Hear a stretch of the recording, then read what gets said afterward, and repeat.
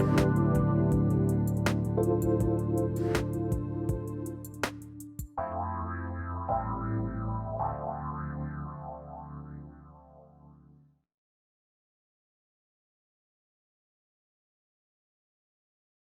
everybody. I'm Trish Laub, and welcome to A Cup of Comfort with me. This is about you, the care hero. Whether you're new to the show today or have listened to some of the shows in the past, I encourage you to visit the Care Hero radio page of my website, trishlaub.com. That's TRISHLAUB as in boy.com. My guests and I have already covered many important care hero topics. Now, how many of you know someone living with dementia? And yes, Alzheimer's is a form of dementia. So raise your hand.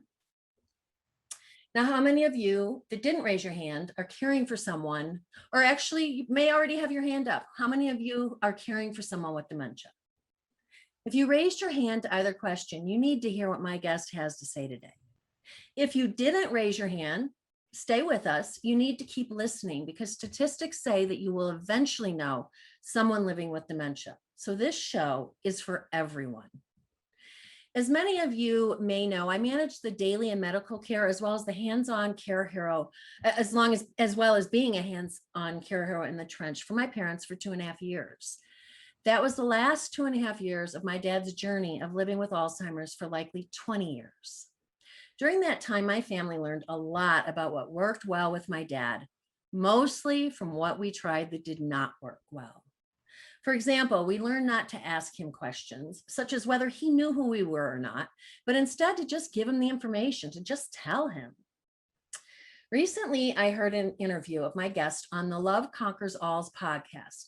Now, if you haven't checked out that podcast, you need to. That's Love Conquers All's, ALZ, with Susie Singer-Carter and Don Priest. They are amazing and will be on the show soon, too.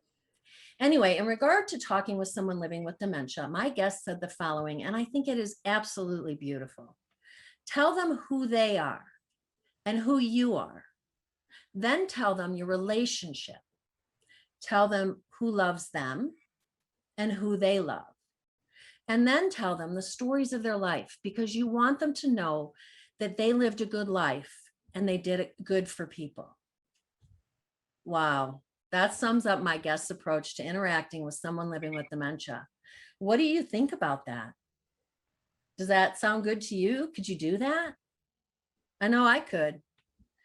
Well, when I first met my guest, I listened to what she had to say about how she helps families successfully help their loved ones living with dementia remain as independent and engaged in life for as long as possible. And it sounded so familiar to much of what my family had done. Then I shared my stories and she showed me how they fit into what she teaches families to do. She was able to put an explanation to why what my family had done had been successful. And she had gone on to document her approach in order to make it accessible to others. I instantly knew that we were in total alignment and I wholeheartedly support her approach and knew that she just had to be a guest on the show. So I'm really excited to have her here today. Judy Cornish is an author, founder of the Dementia and Alzheimer's Wellbeing Network, creator of the Dawn Method, and retired elder law attorney. Her 2 books, The Dementia Handbook and Dementia with Dignity, take person-centered dementia care from theory to practice by identifying the skills not lost to dementia. Through Dawn, Judy provides counseling, private classes, and an online video program for families and home caregivers. Her goal is to help families learn how to truly support their loved ones and enjoy more companionship as they live with dementia. So welcome, Judy. I'm so excited to have you here. Oh, thank you, Trish. Awesome. So yeah. I'm going to get right to it. Can you let us know a little bit about how you came to do the work that you're doing today? Yeah, because the way I got involved is not usual. It was not a family member. No, and really life happened and I was given a really unique opportunity. I was practicing law quite miserably in Portland, Oregon, and wanting to escape to small town, and I eventually found Moscow, Idaho. And so there I was, just starting to get to know people in the community and think about which neighborhood to buy a house, and talking to all the other attorneys to see what kind of law I could practice very part-time.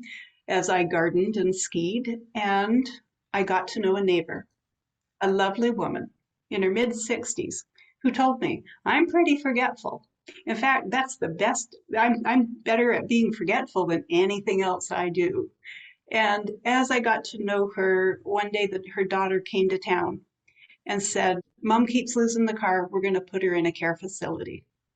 And I said, don't make her move. I'm not working. I can help. And that started everything.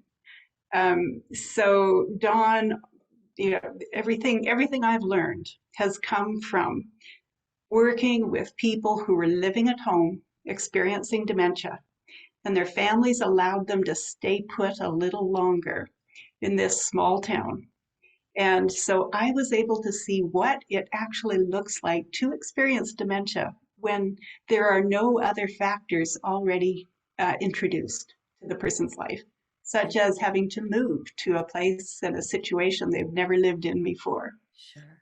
So that's how I became involved, not through family, but through this unique opportunity to see what dementia really looks like when we are living at home in a familiar place. And if I remember correctly from one of our many conversations before, once you started working with one person, you found that there were many others that were interested in what you were doing.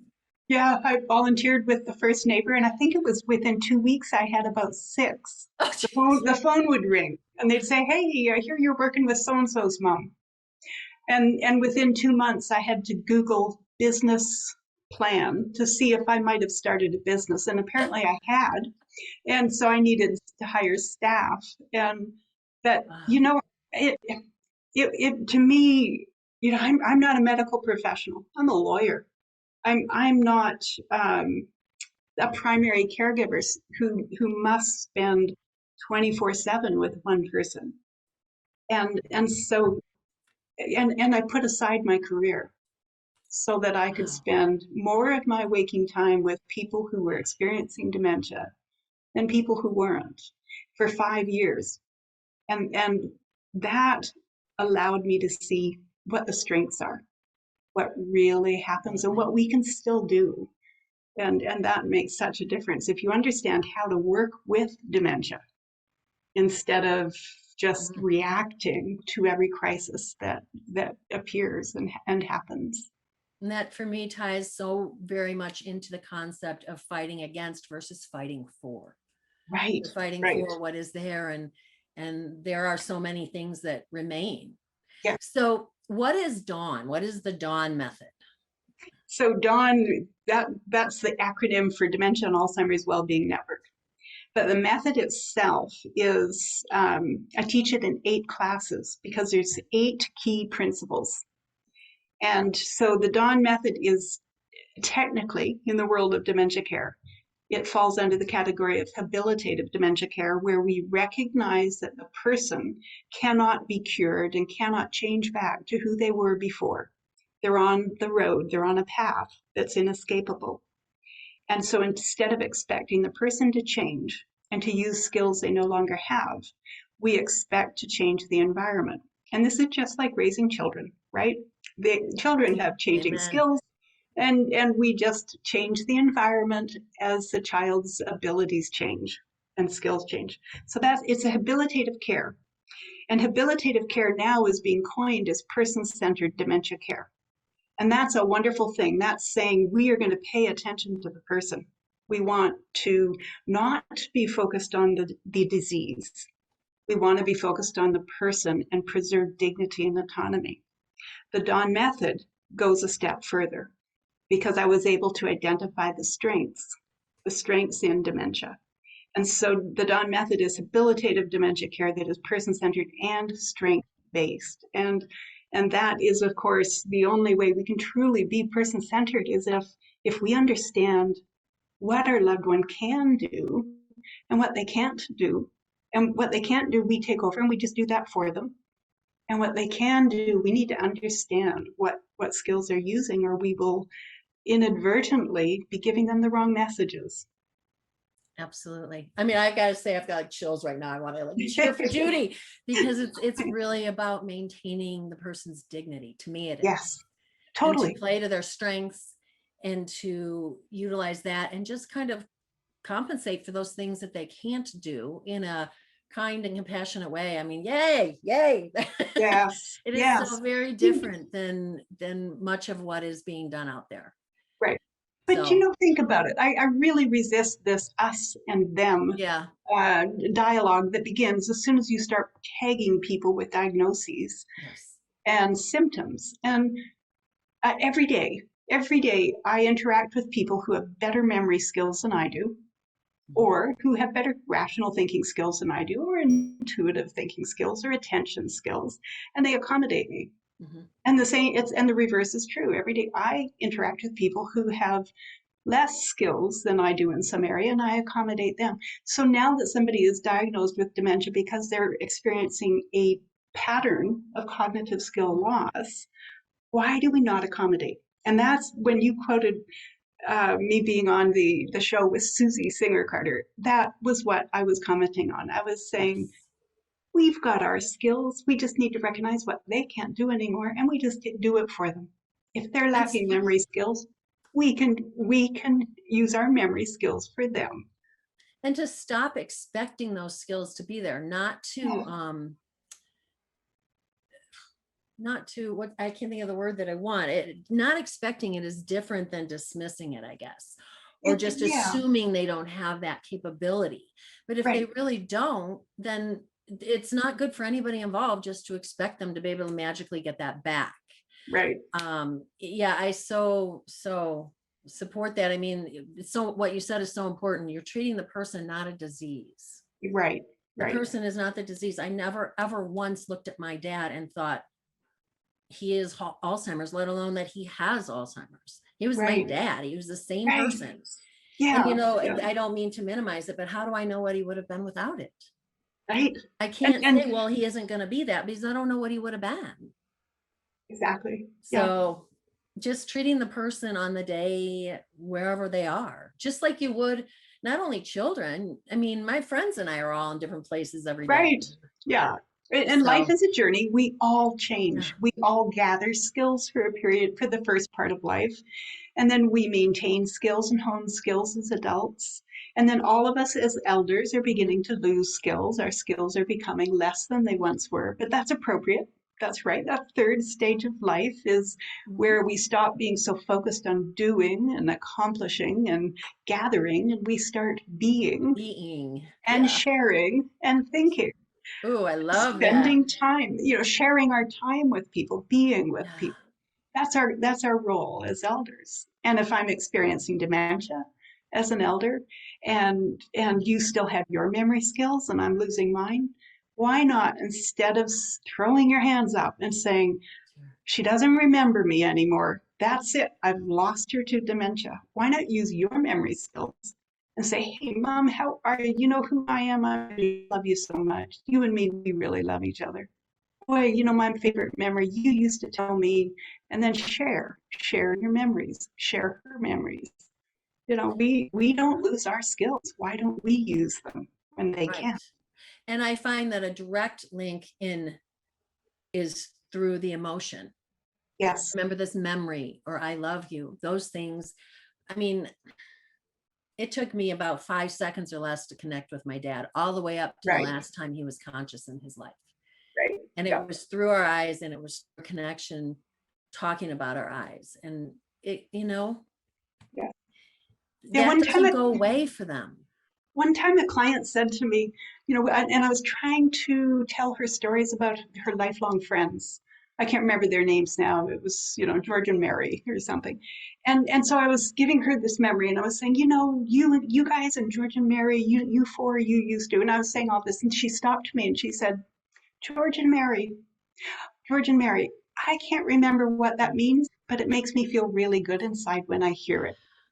Isn't that nice? Beautiful example of somebody Yes. who knows a memory by love, by emotion, rather than by fact, which is just Yes. rational thinking and memory skills.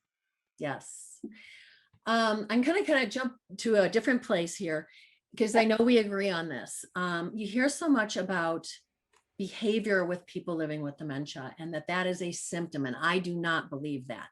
No. I believe, I think you take it further than where I went. I always could connect a behavior to an environment that was not supportive of someone living with dementia. So it was Just, yeah, overly sensory, it was too bright, there were too many people talking, any number of things, or the only time my dad ever got mad, he deserved to, I would have been mad. yeah, Someone mistreated him, and I yeah. I would have been equally mad. It justified it. But you even go further to make the connection that I didn't necessarily, I believe in saying that emotions are the problem Right. versus the Ju- behavior. Can you Just like, talk just about like that the a little rest, bit? just like the rest of us humans, Well, yes. emotions are the problem. And think about what we call dementia-related behaviors. What are they? Oh, wandering, restlessness, exit seeking, sundowning, combativeness. There's a whole list, right?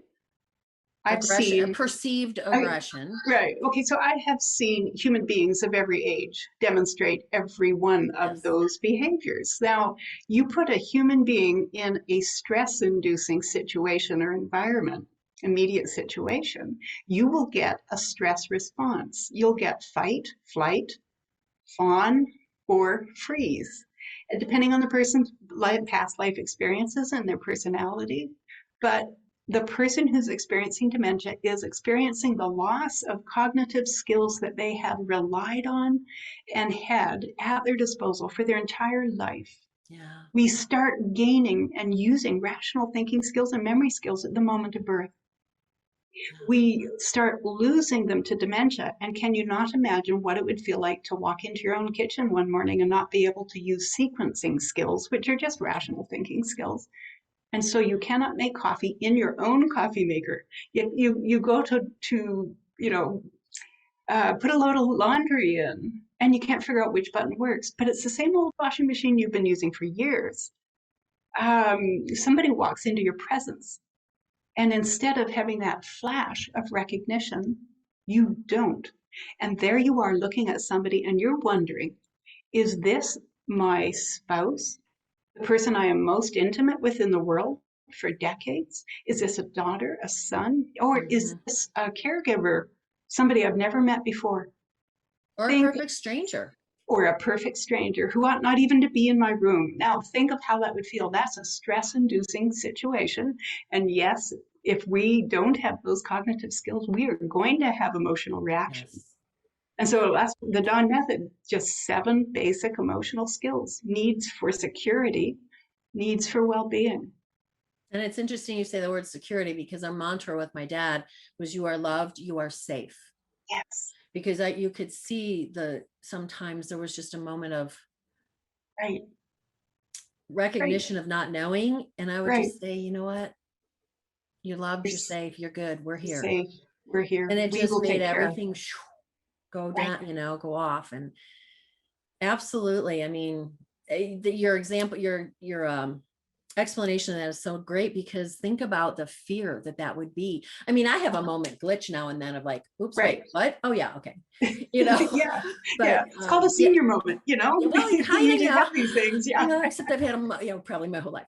Uh, and Oh, we all do. I Yeah. hesitate to compare people living with dementia with children, because the Yeah. situations are different.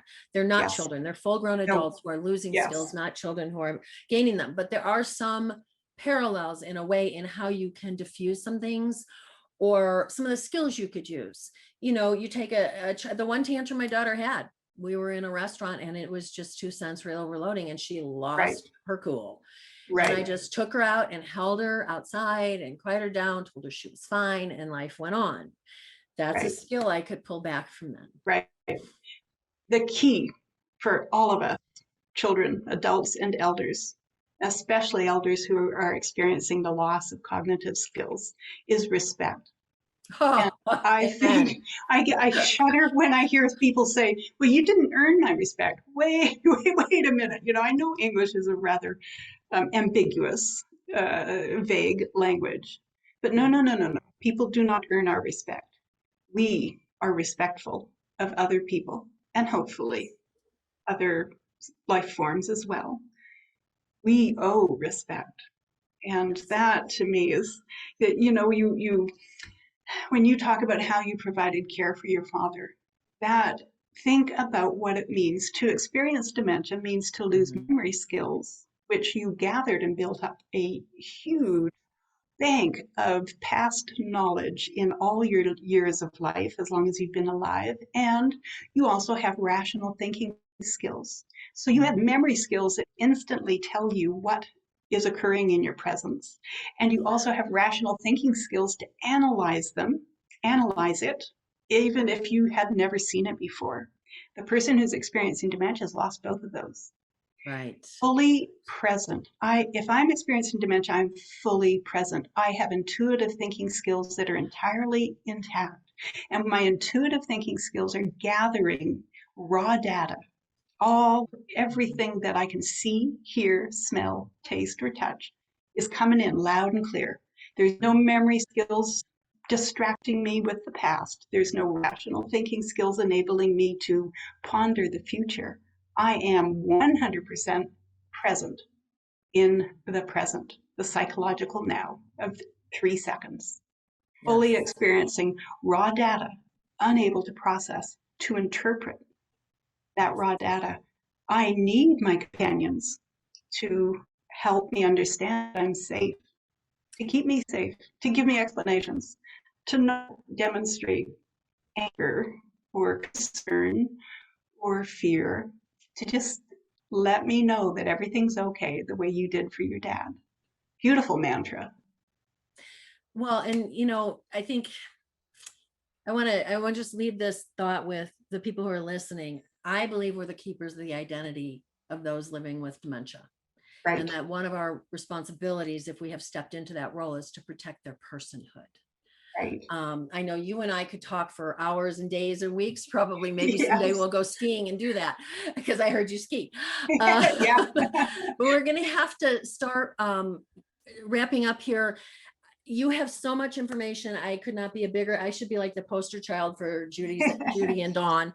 So I want to be sure that everybody knows how to find you. I wanted to give them a little snippet of what you offer and what your consciousness is, but how can people get to find you? The website is thedawnmethod.com. So DAWN, just like the sunrise, thedawnmethod.com. Actually, if you Google Judy Dementia, that's pretty much me all over it. There's a few others that aren't me there, but the 2 books are on Amazon. Yes. And, on the website, I have, there they are. I've got lots of blogs. There's lots of free information for people, but it took us several years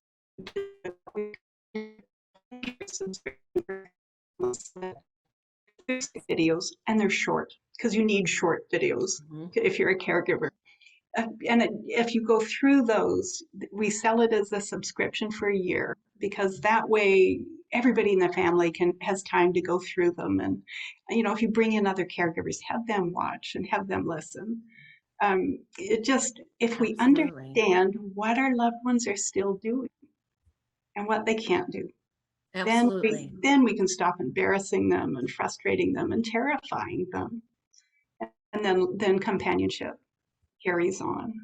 Absolutely. I own Judy's books. They are excellent. I highly recommend them. They're on Amazon. Her training, I think, is incredibly reasonably priced and accessible. I recommend it. I've recommended it to my friends who are going through this right now. I want to mention that Judy's also offering a free download of the Dawn Little Book of Quotes. For those people who are listening and watching the video version of this, some of those quotes from the book have been being displayed. And you can go to the Dawn Method, DAWN method.com /little books of quotes with hyphens in between. Yep. So I highly recommend that. And with that, I want to thank you for sharing with the listeners today. I hope everybody listening checks out your website. The work is so solid, so good. And honestly, it's very different, a very different approach than most other things I've seen. And this is, I'll just say it, this is the right approach. Totally is the right approach. It works. So thank you, Judy. And I'll be in touch with you after the show and we'll talk more.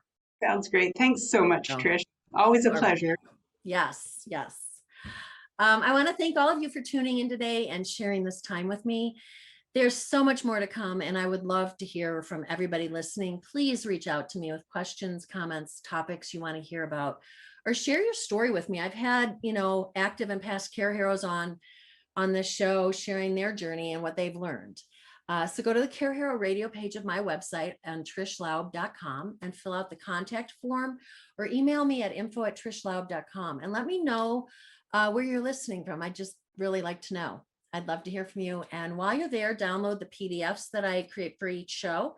And so there will be one for Judy for this show and with her contact info, and sign up for my newsletter. So please join me the second and fourth Tuesdays of the month at 12 Pacific and 3 Eastern. The next time on July 27th, I will meet you here with a special guest, Christina Keys, and she's going to share her care hero story of going from career woman to care hero seemingly overnight. So I just again want to remind everybody that this is a place you can come. We will talk about all the topics that are, mainstream, but all those that people maybe feel a little bit uncomfortable talking about. So no topic is off the table on this show. And until next time, just remember that you are a care hero. Thank you for listening to A Cup of Comfort with me, Trish Laub, and for your care hero courage. Tune in next time on Transformation Talk Radio as we explore life-changing care hero topics to assist you on your journey. In the meantime, I would love to hear any tips or insights that you've taken away with you today. So head on over to trishlaub.com. That's Trish Laub, L-A-U-B as in boy.com, and leave a comment, a question you would like answered, or a topic you'd like to hear about in the future. And while you're there, be sure to subscribe to my newsletter. So raise a cup and let's toast to all the amazing care heroes out there giving it their all. Until next time, remember that you are true heroes.